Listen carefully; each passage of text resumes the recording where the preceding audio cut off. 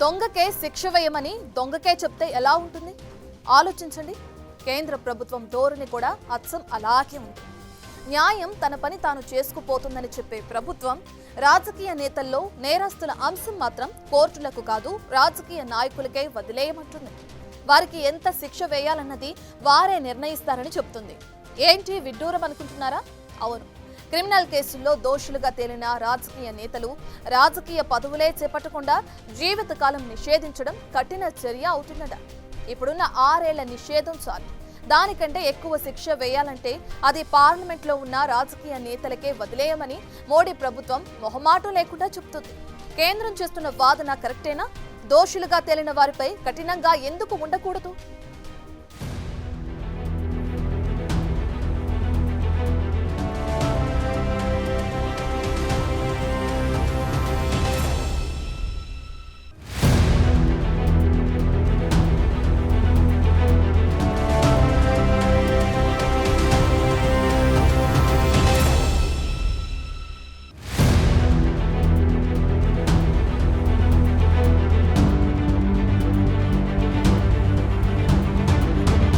భారతదేశంలో నేరాలు రాజకీయాలు ఎంతగా ముడిపడి ఉంటాయంటే క్లీన్ పొలిటీషియన్ని భూతద్దంలో పెట్టి వెతికినా కనిపెట్టడం చాలా కష్టం. ప్రస్తుతం చట్టసభల్లో కూర్చున్న ప్రజాప్రతినిధుల్లో నేర చరిత్ర ఉన్నోళ్లు ఎంతమందో తెలిస్తే షాక్ అవుతాం. అవినీతి క్రిమినల్ కేసుల్లో దోషులుగా ఉన్నవాళ్లు చాలా మంది పార్లమెంట్ శాసనసభల్లో దర్జాగా కూర్చొని పాలన చేస్తున్నారు. వీరందరి నేరాలు కోర్టుల్లో రుజువైనా మళ్లీ ఎన్నికల్లో పోటీ చేయొచ్చు, అధికారం చేపట్టొచ్చు, అజమాయిషీ చేయొచ్చు. ఇది కరెక్టేనా? కేంద్ర ప్రభుత్వం తీరు చూస్తుంటే అందులో ఏమంత పాపముంది? నిరభ్యంతరంగా దోషులు రాజకీయాల్లో ఉండొచ్చని అన్నట్లుంది. వివిధ క్రిమినల్ కేసుల్లో దోషులుగా తేలిన రాజకీయ నాయకులపై జీవితకాల నిషేధం చాలా కఠినమైన చర్య అని కేంద్రం భావించింది. ప్రస్తుత చట్టాల ప్రకారం 6 సంవత్సరాల అనర్హత కాలం చాలని కేంద్రం సుప్రీంకోర్టుకు తెలియజేసింది. క్రిమినల్ కేసుల్లో దోషులుగా తేలిన రాజకీయ నాయకులపై జీవితకాల నిషేధం విధించాలని, దేశంలోని ఎంపీలు ఎమ్మెల్యేలపై క్రిమినల్ కేసులను త్వరగా పరిష్కరించాలని కోరుతూ న్యాయవాది అశ్విని ఉపాధ్యాయ పిటిషన్ దాఖలు చేశారు. దీనిపై విచారణలో భాగంగా ప్రజా ప్రాతినిధ్య చట్టం 1951లోని సెక్షన్ 8, సెక్షన్ 9 రాజ్యాంగ చెల్లుబాట్లపై స్పందన తెలియజేయాలని కేంద్రంతో పాటు ఎన్నికల సంఘాన్ని ఈ నెల 10న సుప్రీంకోర్టు కోరింది. ఈ క్రమంలోనే కేంద్రం అఫిడవిట్ దాఖలు చేసింది. ఇందులో అనర్హత కాలాన్ని నిర్ణయించడం పూర్తిగా పార్లమెంటు పరిధిలో ఉంటుందని కేంద్రం పేర్కొంది. ప్రజా ప్రాతినిధ్య చట్టం 1951లోని సెక్షన్ 8 సబ్సెక్షన్ 1 ప్రకారం అనర్హత కాలం దోషిగా తేలిన తేదీ నుండి 6 సంవత్సరాలు లేదా జైలు శిక్ష విధించబడితే విడుదల తేదీ నుండి 6 సంవత్సరాలు రాజకీయాల్లో పదవులు చేపట్టకుండా నిషేధముంది. ఇది సెక్షన్ 9 ప్రకారం అవినీతి లేదా దేశద్రోహం కారణంగా తొలగించిన ప్రభుత్వ ఉద్యోగులను తొలగింపు తేదీ నుండి 5 సంవత్సరాల కాలానికి అనర్హులుగా ప్రకటించాలి. అయితే ఈ 2 సందర్భాల్లోనూ అనర్హత కాలం జీవితాంతం ఉండాలని న్యాయవాది అశ్విని ఉపాధ్యాయ కోరారు. అయితే కేంద్రం సమర్పించిన న్యాయ సమీక్ష అఫిడవిట్లో శిక్షల ప్రభావాన్ని నిర్దిష్ట కాలానికి పరిమితం చేయడం రాజ్యాంగ విరుద్ధం కాదని, ఇది ఇప్పటికే ఉన్న చట్టం ప్రకారం సబబేనని కేంద్రం పేర్కొంది. ఇక పిటిషనర్ లేవనెత్తిన అంశాలు విపరీత పరిణామాలకు దారితీస్తాయని, నిజానికి దీనిపై చివరి నిర్ణయం తీసుకోవడం పార్లమెంట్ శాసన విధానం పరిధిలోకి వస్తుందని స్పష్టం చేసింది. అయితే పార్లమెంటు న్యాయ సమీక్షలో సుప్రీంకోర్టు చట్టాలను రాజ్యాంగ విరుద్ధమైనవిగా కొట్టివేయవచ్చని, కానీ పిటిషనర్ కోరిన జీవితకాల నిషేధం సబబు కాదని కేంద్రం వాదించింది. దీనితో ఈ అంశం న్యాయ వ్యవస్థకు సంబంధం లేదని పరోక్షంగా తేల్చి చెప్పింది కేంద్రం. ఇక ప్రస్తుత చట్టాలు రాజ్యాంగపరంగా బలమైనవని, అదనపు అధికార ప్రాతినిధ్యం ఏమంత దుర్మార్గం కాదని కేంద్రం తన అఫిడవిట్లో వెల్లడించింది. ఇలాంటి అనర్హతలను నియంత్రించి మరిన్ని చట్టాలను రూపొందించడానికి పార్లమెంటుకు అవకాశం కల్పించినట్లు పేర్కొంది. ఇందులో భాగంగా అనర్హతకు కారణాలు, అనర్హత వ్యవధిని నిర్ణయించే అధికారం పార్లమెంటుకు ఉందని తెలిపింది. లోక్సభ, రాజ్యసభ, శాసనసభలు, శాసన మండలి సభ్యత్వానికి అనర్హతలను వివరించి రాజ్యాంగంలోని ఆర్టికల్ 102, 191లను ఉటంకిస్తూ కేంద్రం తన అఫిడవిట్లో ఈ వాదన చేసింది. అయితే ఏప్రిల్ 2013లో సుప్రీంకోర్టు కనీసం 2 ఏళ్లు జైలు శిక్ష విధించబడిన ఎంపీలు, ఎమ్మెల్యేలను 3 నెలల అప్పీల్ చేసుకునే అవకాశం లేకుండా వెంటనే సభ నుండి అనర్హులుగా ప్రకటిస్తామని తీర్పు చెప్పింది. కాగా నాడు కేంద్రంలో ఉన్న యూపీఏ ప్రభుత్వం దీనిని తోసిపుచ్చడానికి ఒక ఆర్డినెన్స్ తీసుకొచ్చింది. కాంగ్రెస్ నాయకుడు రాహుల్ గాంధీ తీవ్రంగా వ్యతిరేకించారు. ఈ చర్యను పూర్తిగా అర్థం లేదన్నారు. చివరికి ఆర్డినెన్స్ రద్దు చేశారు.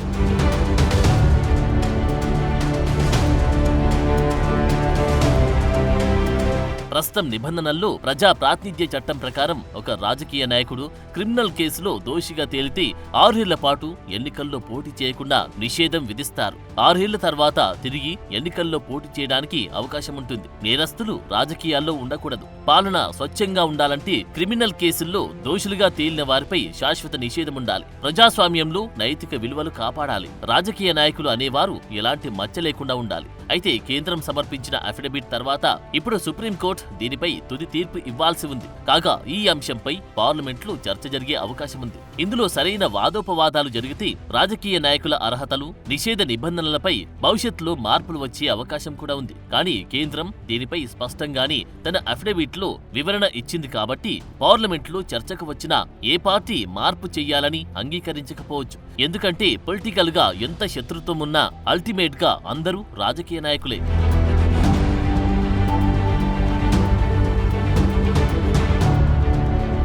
నిజానికి అవినీతిలో కూరుకుపోయిన రాజకీయాలు ప్రజాస్వామ్య విలువలను దెబ్బతీస్తున్నాయి. దేశవ్యాప్తంగా జరిగిన సర్వేలు ఈ కుళ్లిపోయిన నిజాన్ని ఎప్పటి నుండో ఎత్తి చూపుతున్నాయి. ఆ మధ్య అసోసియేషన్ ఫర్ డెమోక్రటిక్ రిఫార్మ్స్ విడుదల చేసిన నివేదిక ప్రకారం పార్లమెంట్ సభ్యులు, శాసనసభ్యుల్లో దాదాపు 33% మందిపై క్రిమినల్ కేసులు పెండింగ్ లో ఉన్నాయి. వీళ్ల పైన ఉన్న కొన్ని అభియోగాలు చిన్నవే అయినప్పటికీ 20% మంది ఎంపీల మీద హత్యాయత్నం, ప్రభుత్వ అధికారులపై దాడి, దొంగతనం వంటి తీవ్రమైన అభియోగాలు అధికార విపక్షమని తేడా లేకుండా భారతదేశంలోని దాదాపు అన్ని పార్టీలు నేరస్తులుగా అభియోగాలున్న అభ్యర్థుల్ని బరిలోకి దింపుతున్నారని నివేదిక పేర్కొంది.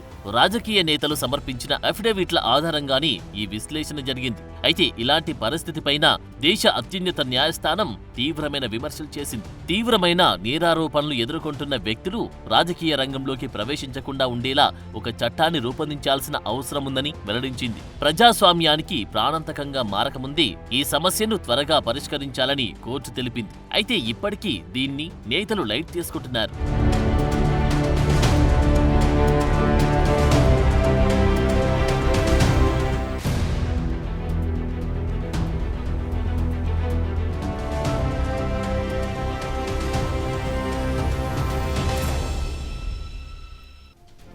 ప్రపంచంలోనే అత్యంత పెద్ద ప్రజాస్వామ్యంలో భారతదేశం ఒకటి.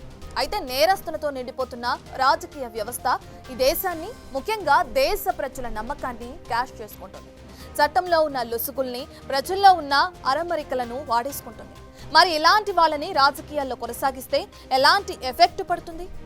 రాజకీయాల నుంచి నేరస్తులను దూరం చేయలేమా?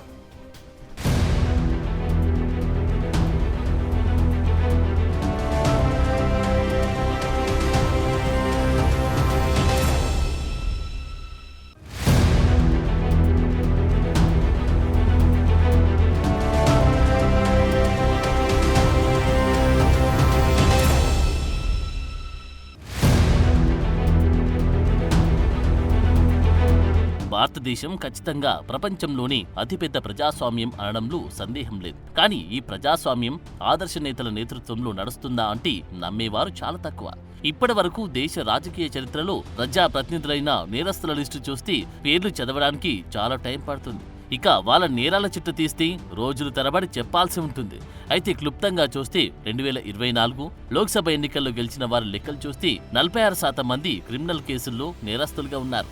ఇక తీవ్రమైన నేరాల్లో దోషులుగా ఉన్నవారు 31% మంది, 93% మంది కోట్లాధిపతులు. అంటే నేరస్తులు, ధనవంతులకు తప్ప ఈ ప్రజాస్వామ్య ప్రక్రియలో వేరే వాళ్ళు అవకాశమే లేదన్నది స్పష్టంగా అర్థమవుతుంది. ఇప్పటి వరకు ఉన్న చాలా నివేదికలను పరిశీలిస్తే నేర నేపథ్యమున్న అభ్యర్థి, నేర నేపథ్యం లేని అభ్యర్థి కంటే దాదాపు 2 రెట్లు గెలిచే అవకాశం ఉందని తెలుస్తోంది. ఒక నేరస్తుడు గెలిచే అవకాశాలు 13% ఉండగా స్వచ్ఛమైన అభ్యర్థి గెలిచే అవకాశాలు 5% ఉన్నాయి. నేర నేపథ్యమున్న శాసనసభ్యులు శక్తివంతులని, అందువల్ల ప్రభుత్వ కార్యాలయాల్లో వాళ్లే పని పూర్తి చేస్తారని సామాన్య ఓటర్లు కూడా భావిస్తున్నట్లు నివేదికలు పేర్కొన్నాయి.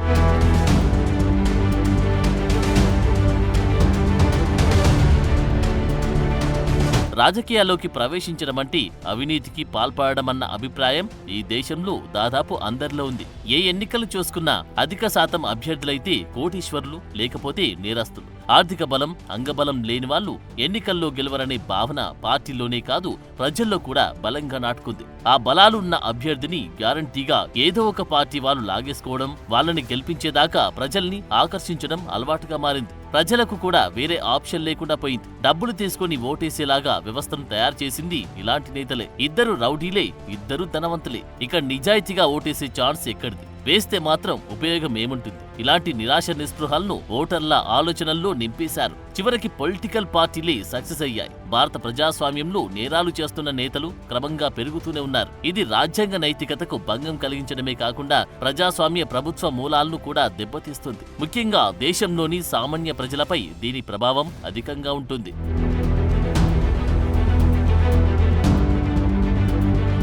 ఇలా రాజకీయ నేతలను నేరస్తులతో నింపేస్తే ప్రజాస్వామ్య పాలనపై ప్రతికూల ప్రభావాలు తప్పవని మేధావులు మొత్తుకుంటూనే ఉన్నారు. దీన్ని అడ్డుకోవడానికి కఠినమైన చట్టాలు లేకపోతే రాజకీయ నాయకులు, రాజకీయ పార్టీలు అవినీతి కార్యకలాపాలకు పాల్పడే వేదికలుగా మారతాయి. దేశంలోని ప్రజాస్వామ్య వ్యవస్థపై ప్రజలకు నమ్మకం పోతుంది. ఇలాంటి వారిని కట్టడి చేయకపోతే దేశ అభివృద్ధి చతికిలపడుతుంది. ఎందుకంటే నేర నేపథ్యమున్న రాజకీయ నాయకులు ప్రజల సంక్షేమం కంటే తమ సొంత ప్రయోజనాలకి ప్రాధాన్యతిస్తారు. ఇలాంటి వారి వల్ల ప్రజాస్వామ్య సంస్థలు కూడా బలహీనపడతాయి. వీళ్ళు వ్యవస్థను తమకు అనుకూలంగా మార్చుకోవడానికి ప్రయత్నిస్తారు. దీనితో నిష్పక్షపాతంగా ప్రభుత్వ విధానాలు అమలు కావు. నేరస్తులు నేతలైతే ప్రభుత్వ ఉద్యోగుల సమగ్రతపై తీవ్రమైన ప్రభావం ఉంటుంది. ఇది సమాజంలో అవినీతిని పెంచుతోంది. ప్రభుత్వ ఉద్యోగుల పనితీరును ప్రభావితం చేస్తుంది. సామాజిక అసమానతకు కూడా కారణమవుతుంది. ముఖ్యంగా సమాజంలో హింసాత్మక సంస్కృతిని పెంచుతోంది. ముఖ్యంగా దేశానికి వెన్నెముకగా ఉండాల్సిన యువత తప్పుదారి పడుతుంది. ఇలాంటి పాలనా వ్యవస్థ ప్రజాస్వామ్యంపై ప్రజల విశ్వాసాన్ని తగ్గిస్తోంది.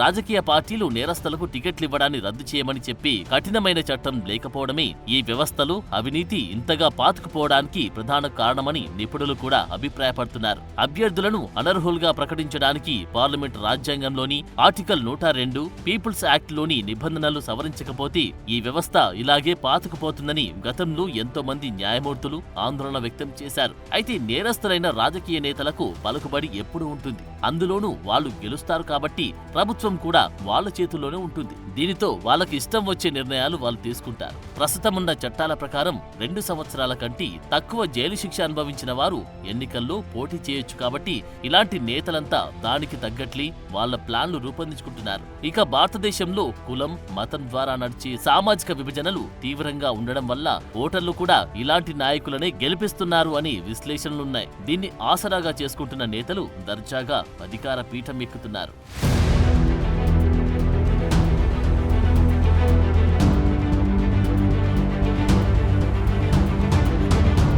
ఇక రాజకీయంలో ఇలా నేర ప్రవృత్తి ఎక్కువ కావడానికి మరో కారణం కోర్టుల్లో సుదీర్ఘ విచారణలు, తక్కువ శిక్షలు పడడం కూడా అని విశ్లేషకులు అంటున్నారు. కొన్ని నివేదికల ప్రకారం క్రిమినల్ కేసులున్న రాజకీయ నేతల్లో కేవలం 6% మాత్రమే దోషులుగా నిర్ధారించబడ్డారని తెలుస్తోంది. ఇక తీవ్రమైన నేర చరిత్ర ఉన్న అభ్యర్థులను పార్టీలు నిలబెట్టడానికి కారణం వారి దగ్గరున్న డబ్బేనన్నది నిజం. పెరుగుతున్న ఎన్నికల ఖర్చు వల్ల పార్టీలు డబ్బుకి ప్రాధాన్యత ఇస్తూ వస్తున్నారు. ఇలాంటి వారి వల్ల పార్టీ ఖజానా క్షేమంగా ఉంటుంది.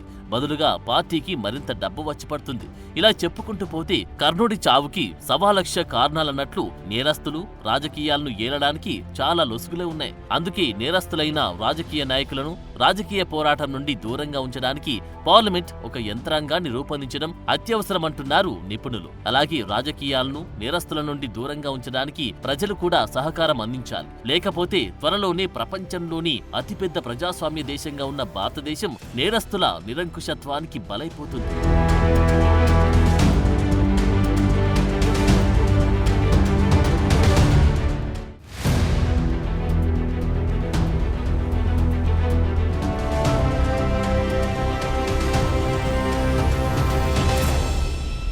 నేరస్తులను ఎన్నికల్లో పోటీ చేయడానికి అనుమతించాలా వద్దా అనేది ప్రజలు నిర్ణయించినప్పుడే ఈ రాజకీయాలు మారతాయి. అప్పటి వరకు న్యాయస్థానాలను చట్టసభలు అడ్డుకుంటూనే ఉంటాయి. మరి ప్రజలు తమ ప్రజాస్వామ్యాన్ని కాపాడుకుంటారో లేదా నేరస్తుల చేతుల్లోనే పెడతామంటారో వేచి చూడాలి. For more videos like this, subscribe Big TV channel.